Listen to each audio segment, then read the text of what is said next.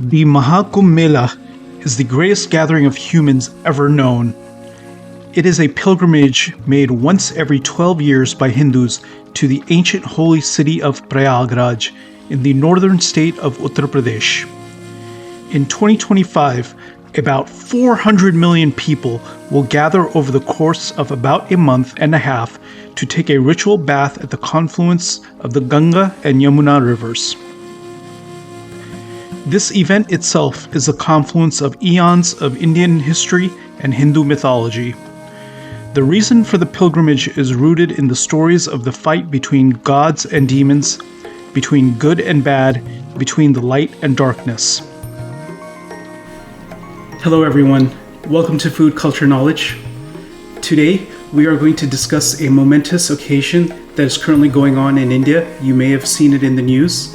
It is the Maha Kumbh Mela.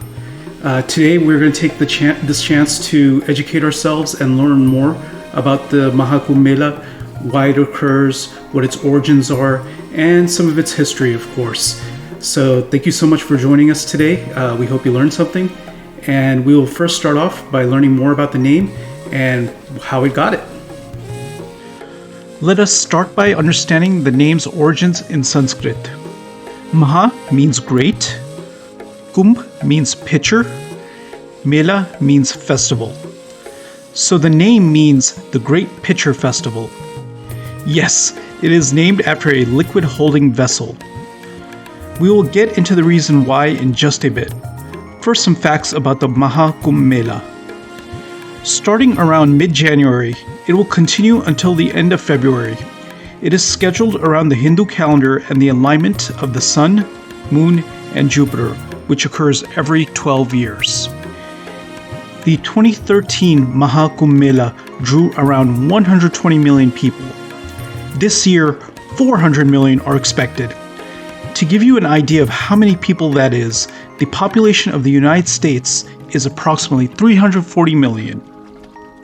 A 10,000-acre tent city and requisite infrastructure has been built to accommodate the pilgrims. The volume of human beings in one place is truly staggering. So why does the Mahakumbh Mela exist? Let's go back to the name and its origin to understand this. It started with an event in Hindu mythology known as the Samudra Manthan, that is, the churning of the ocean. According to Hindu texts, there was a never-ending battle between the Devs and Asurs, with the Devs being divine godly beings and the Asurs demons. In the midst of their ongoing wars, Lord Vishnu, the preserver of the universe, suggested the two sides form an alliance to gain Amrit, the nectar of immortality. Sharing it between the two sides, this would allow there to be balance between good and evil.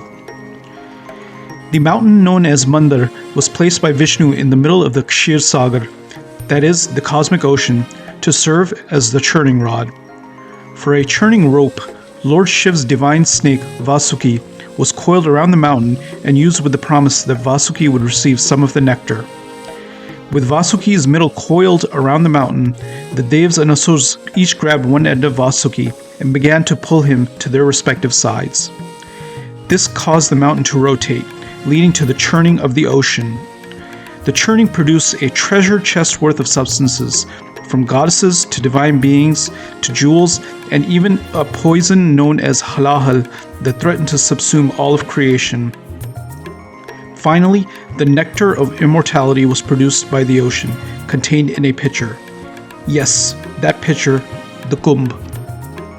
Now, that pitcher containing Amrit, the nectar of immortality, was meant to be evenly shared between the Devs and Asurs. You may be surprised to learn that that did not happen. The two groups fought over the pitcher, and while the Asurs temporarily had possession of it and were fleeing with it, 4 drops fell out to 4 different places on Earth, which are the modern Indian cities of Haridwar, Nashik, Ujjain, and Prayagraj. These drops imbued the places with mystical and spiritual powers. In these 4 cities, a Kumbh Mela, a pitcher festival, is held in rotation amongst themselves. The other 3 cities have smaller Kumbh Melas approximately every 3 years, but every 12th year the Maha Kumbh Mela takes place, and only in Prayagraj. It is thought that the Kumbh Mela started many centuries ago as a way for Hindus to gather and purify their souls, while also exchanging philosophies and ideas. Today, not only will you have devotees coming just for a holy bath, but staying for days or even the entire course of the festival. There are innumerable events to experience, from scholarly lectures to musical and dance performances. The visitors range from austere ascetics to curious tourists looking to learn about a new culture. Today, the Mahakumbh Mela has become the largest gathering of humans ever, with even the smaller Kumbh Melas eclipsing any other gathering on the planet. The Mahakumbh Mela is expected to only grow larger with time, pulling in both devotees and tourists to feel the connection with either the divine or with their fellow human beings. Now, I personally have never attended the Mahakumbh Mela myself. My family, my ancestral homeland is Uttar Pradesh, albeit on the other side of the state. So a lot of my family has either attended or is planning to attend one of these days, soon here. So it definitely means a lot to us in our family to be able to go to this and participate in it. I definitely want to go one day. I'm a little scared maybe of being in that much of a crowd. I'm not used to it and probably that good with it. But I think this is one of those things where you have to get out of your comfort zone a little bit. It's worth it.